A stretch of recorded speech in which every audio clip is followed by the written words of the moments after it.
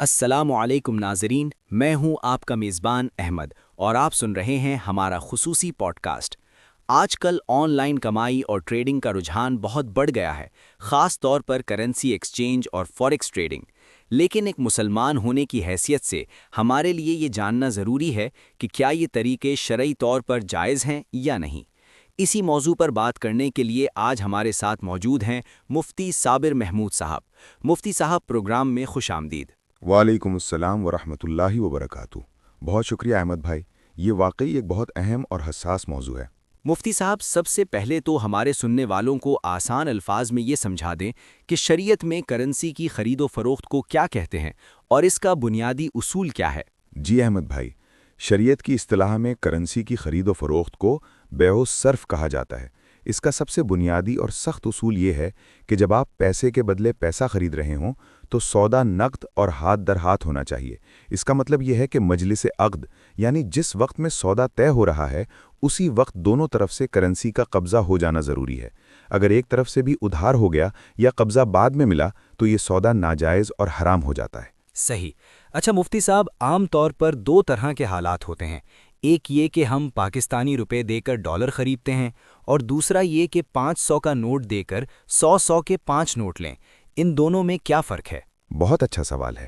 دیکھیے، اگر کرنسی ایک ہی ملک کی ہو تو اس میں دو شرطیں ہیں، ایک تو یہ کہ برابری ہو اور دوسرا یہ کہ قبضہ فوراً ہو۔ لیکن اگر کرنسیاں مختلف ممالک کی ہوں جیسے ڈالر اور پاکستانی روپیہ تو یہ مختلف الجنس شمار ہوتی ہیں۔ اس صورت میں کمی بیشی جائز ہے، یعنی آپ 280 روپے کا $1 بیچ سکتے ہیں، لیکن یہاں بھی شرط یہ ہے کہ معاملہ نقد ہو۔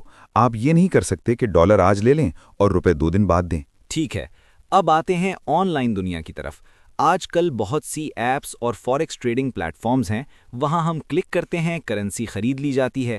کیا یہ جائز ہے؟ احمد بھائی، فوریکس ٹریڈنگ کے مروجہ طریقوں میں کئی شرعی خرابیاں پائی جاتی ہیں۔ پہلی خرابی تو وہی ہے کہ قبضہ نہیں ہوتا۔ آن لائن سسٹم میں اکثر صرف نمبرز کا تبادلہ ہوتا ہے، حقیقی کرنسی پر قبضہ نہیں ہوتا۔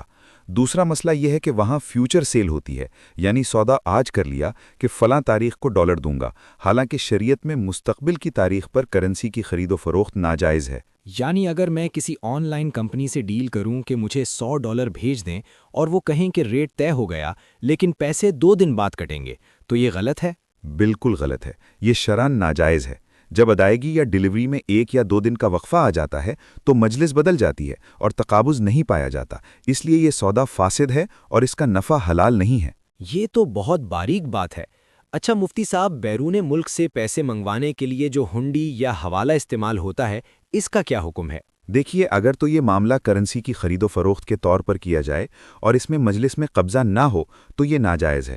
البتہ اس کی ایک جائز صورت قرض کی بن سکتی ہے، یعنی آپ کرنسی ڈیلر کو قرض دیں اور وہ دوسرے ملک میں آپ کے وکیل کو اتنی ہی رقم ادا کر دے، لیکن اس میں شرط یہ ہے کہ ادائیگی کے دن کے مارکیٹ ریٹ کا اعتبار ہوگا۔ پہلے سے ریٹ فکس کر کے نفع کمانا سود کے زمرے میں آ سکتا ہے۔ صحیح۔ مفتی صاحب، ایک آخری سوال۔ کچھ لوگ سونے کے بدلے کرنسی نوٹ خریدتے یا بیچتے ہیں، کیا اس پر بھی یہی اصول لاگو ہوں گے؟ جی بالکل، موجودہ دور میں کاغذی کرنسی نوٹ ثمن ہیں اور ان کا حکم سونے چاندی والا ہی ہے۔ اگر آپ سونا بیچ کر کرنسی لے رہے ہیں تو یہ بھی بیع صرف ہے۔ یہاں کمی بیشی تو ہو سکتی ہے لیکن ہاتھ در ہاتھ سودا ہونا ضروری ہے۔ سونا دے کر یہ کہنا کہ پیسے کل لے لینا، یہ حرام ہے اور سود کہلائے گا۔ جزاک اللہ خیرن مفتی صابر صاحب، آپ نے بہت ہی وضاحت کے ساتھ ان پیچیدہ مسائل کو سمجھایا۔